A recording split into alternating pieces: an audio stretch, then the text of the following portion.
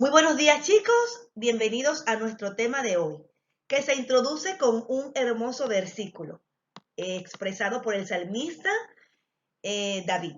Los cielos cuentan la gloria de Dios y el firmamento anuncia la obra de sus manos.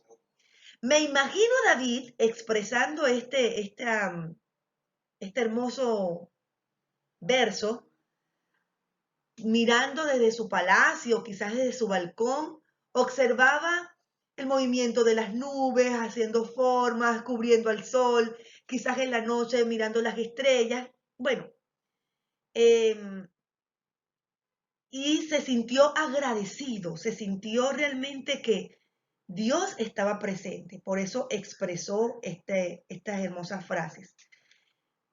Y con esto damos introducción al tema de hoy, que es la biosfera.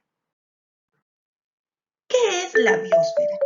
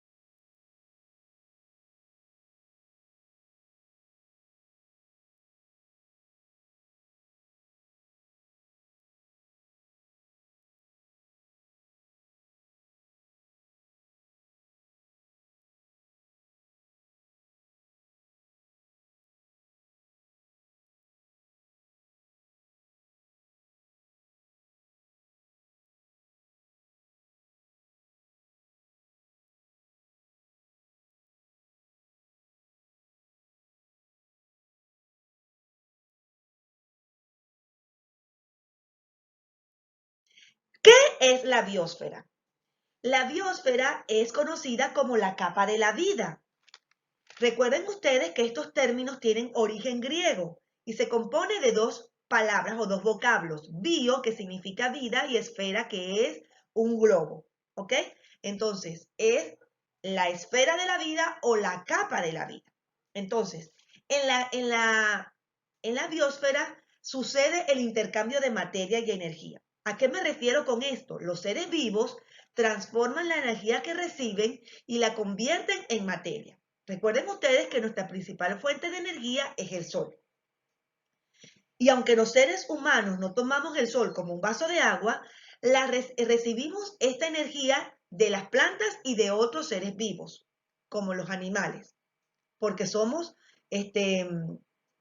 seres omnívoros, es decir, comemos de todo. Las plantas son seres autótrofos, ellos fabrican su propia energía y la fabrican gracias a la luz solar. Bien, la biosfera hace un intercambio o se interrelaciona con las otras capas que existen, ¿verdad? En nuestra Tierra, que es la geósfera, que no es más que el medio físico o es el soporte físico donde habitan, donde se asientan los seres vivos, ¿ok? Este puede ser acuático o puede ser terrestre. La atmósfera es donde suceden los intercambios gaseosos. Recuerden ustedes que tenemos hidrógeno, dióxido, carbono, oxígeno. Todos esos elementos o todos esos gases están en la Tierra. Los seres vivos no los reciben de la misma manera.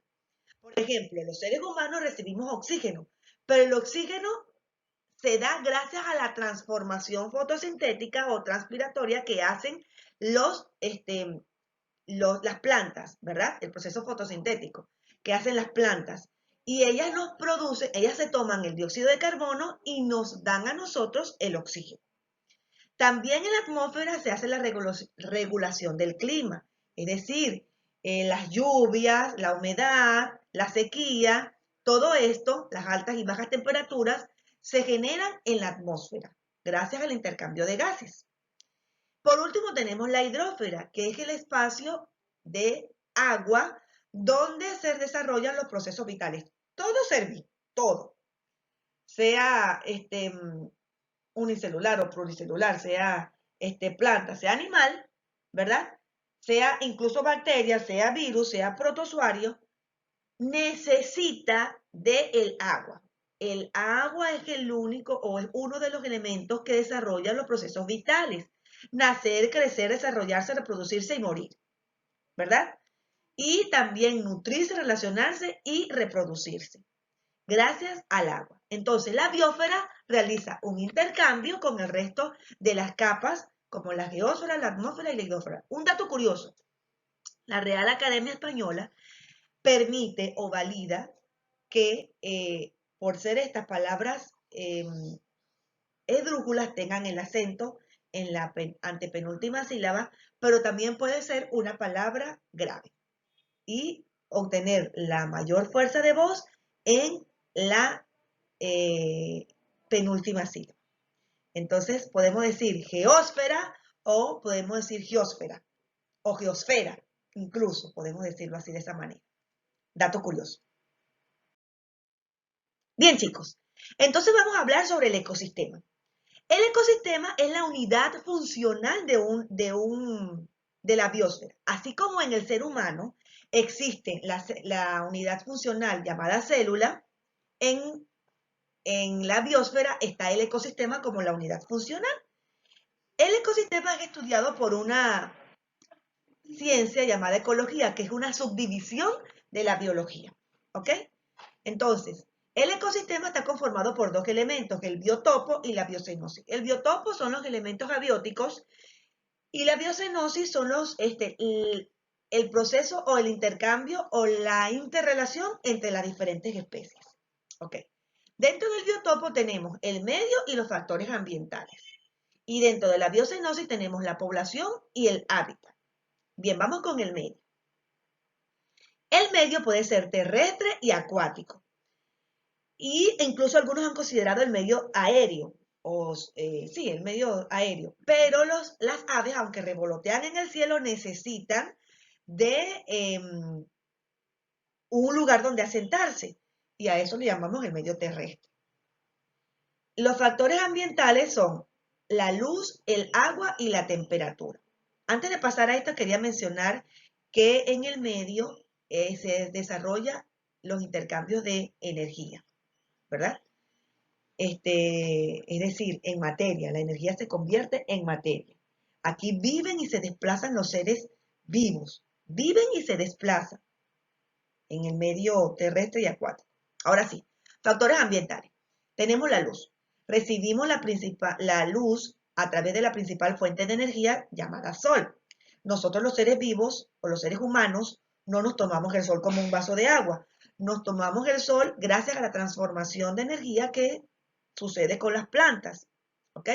Ellas son los principales órganos fotosintéticos y nos permiten recibir esa energía a través del alimento transformado, ¿verdad? Que ellas crean, las plantas crean. También tenemos el agua. El agua, en ella se desarrollan los procesos vitales. Ningún ser vivo, ninguno, puede sobrevivir sin agua. Los procesos vitales son nutrición, relación y reproducción del ser vivo.